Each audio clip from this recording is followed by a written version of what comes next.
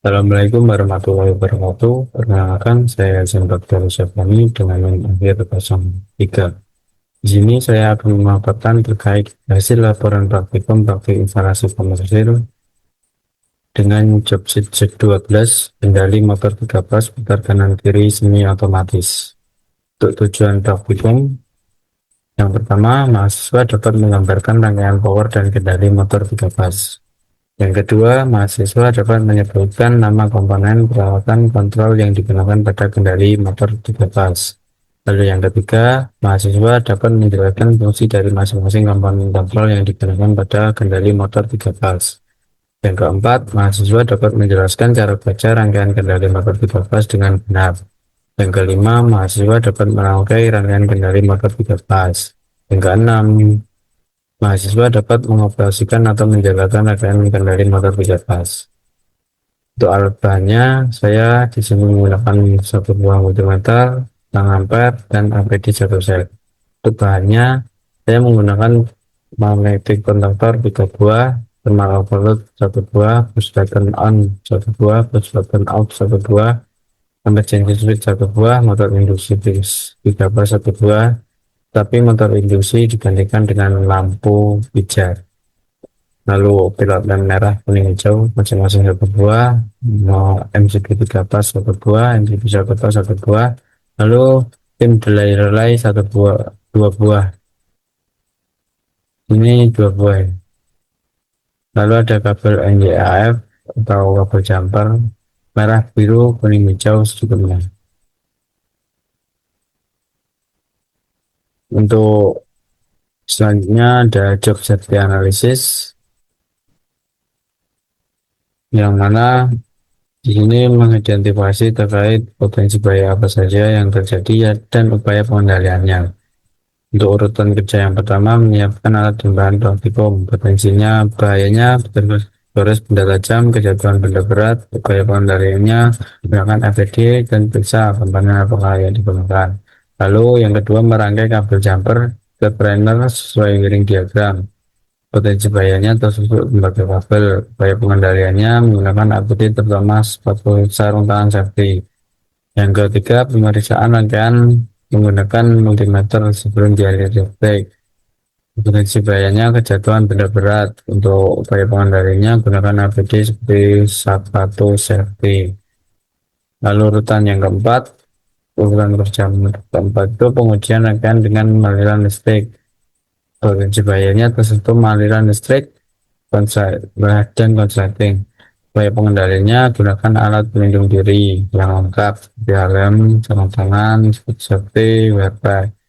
Lalu upaya pengendaliannya periksa wiring rangkaian dengan multimeter apakah sudah aman dan benar belum dialiri listrik atau belum dengan rangkaian wiringnya.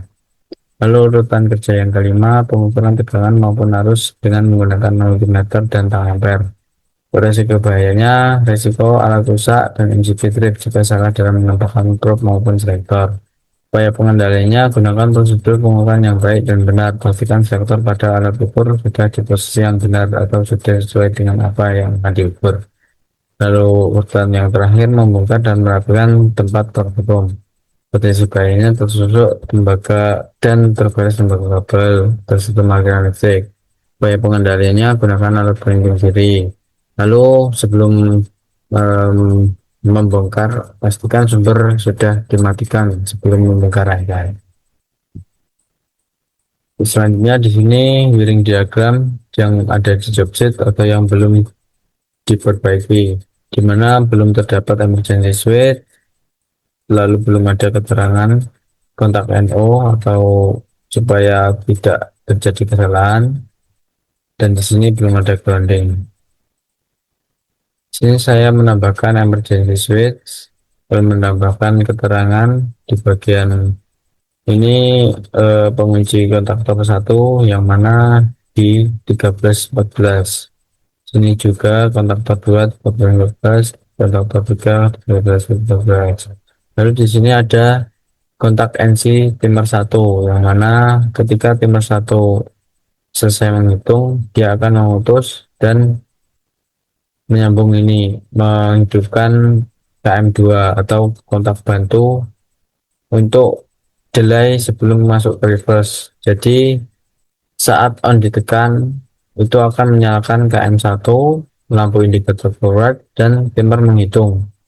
Setelah timer menghitung selesai, timer akan kontak NC, timer 1 akan memutus hingga KM1 menyala dan akan menyambung hingga KM2 menyala atau KM2 menyala dan timer 2 menyala menghitung juga. Ketika timer 2 mencapai KM2 ini untuk jeda ya, supaya tidak bertabrakan. Jika langsung overload, langsung forward langsung ke reverse itu harus dijeda dulu. Jadi saya menggunakan kontaktor 2 KM2 ini untuk jeda. Ya, tadi setelah timer 2 tercapai, dia akan memutus kontak bantu untuk jeda KM2 ini hingga mati dan menghidupkan KM3 atau reverse dan indikator lampu indikator reverse.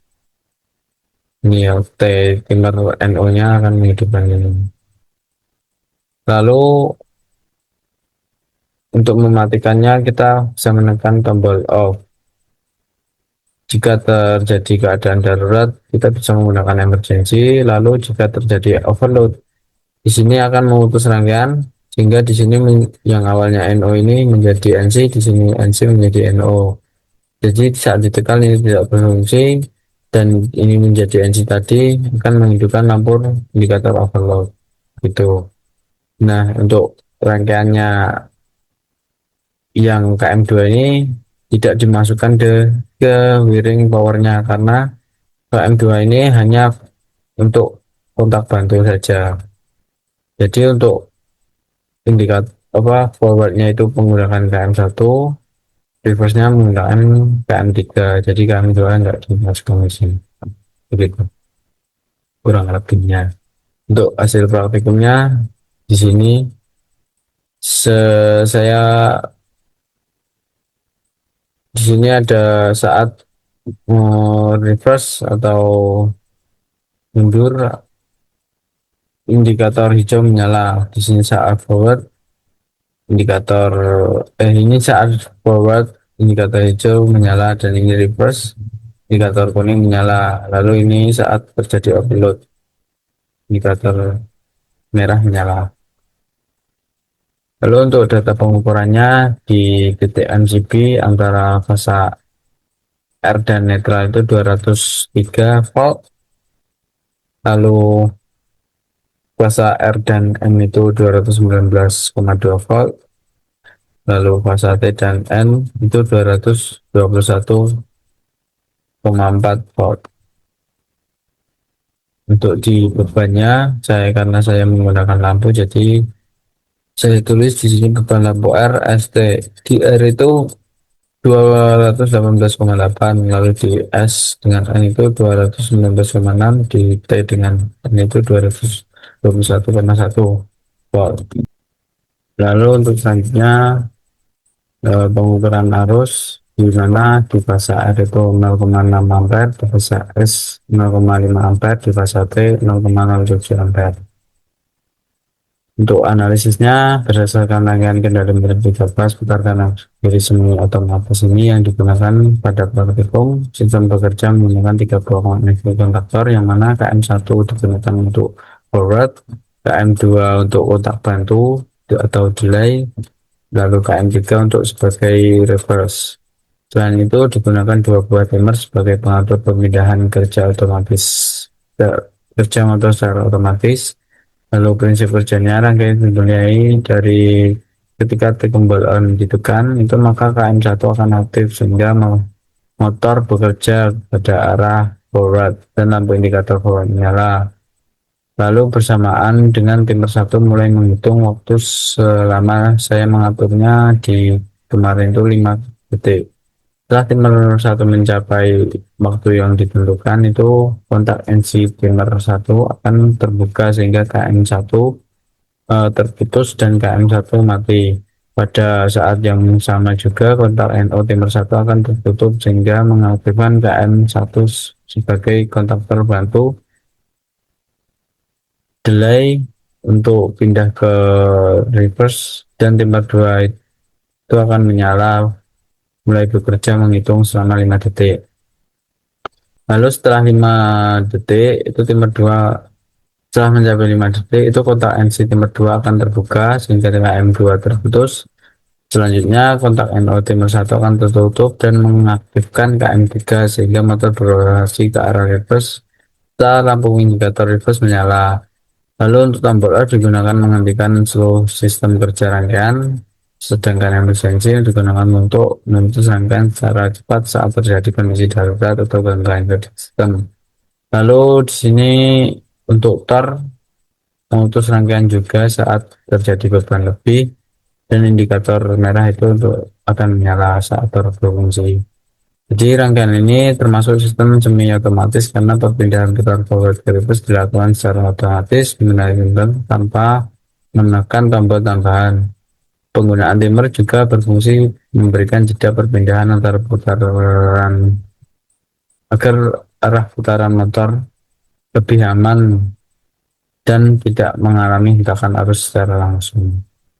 Untuk selanjutnya di sini analisis. Jadi berdasarkan hasil pengukuran sumber tegangan pada MCB diperoleh tegangan Rn itu sebesar 203 volt, Sn itu sebesar 219,2 volt, dan Rtn sebesar 221,4 volt.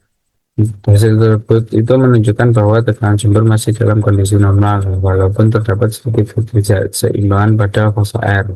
Lalu pada pengukuran tegangan beban lampu diperoleh sebesar 218 volt pada fase R, 219 volt pada fase S, dan 221 volt pada fase T. Nilai tersebut menunjukkan bahwa beban lampu mendapatkan suplai tegangan yang cukup baik dan stabil.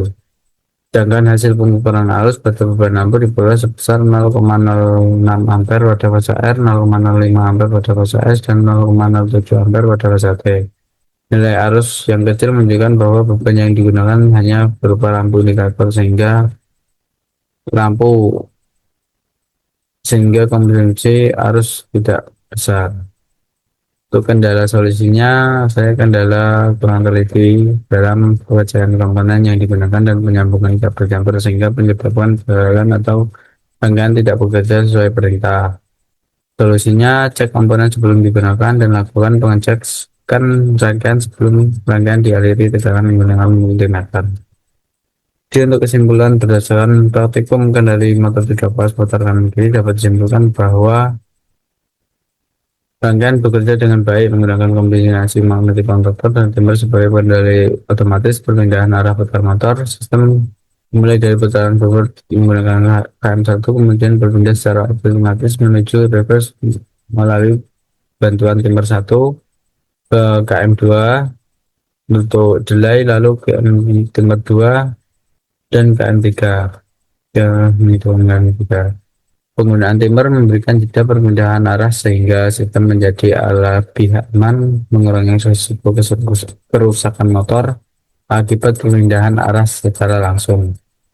Hasil pengukuran tegangan dan arus menunjukkan bahwa seluruh komponen bekerja dalam kondisi normal sehingga fungsi masing-masing berfungsi masing-masing sesuai fungsi masing-masing. Melalui praktikum ini, dapat memahami prinsip kerja rangkaian semi otomatis putar kanan kiri, lalu mengetahui penggunaan timer dalam sistem kendali motor, serta pentingnya ketelitian dalam mengawasi perawatan dan pengecekan rangkaian sebelum sistem dioperasikan. Hingga tujuan dari praktikum ini sudah dikatakan dapat tercapai. Mungkin sekian pemaparan subjek 12 ini. Terima kasih. Kurang lebihnya mohon maaf. Wassalamualaikum warahmatullahi wabarakatuh.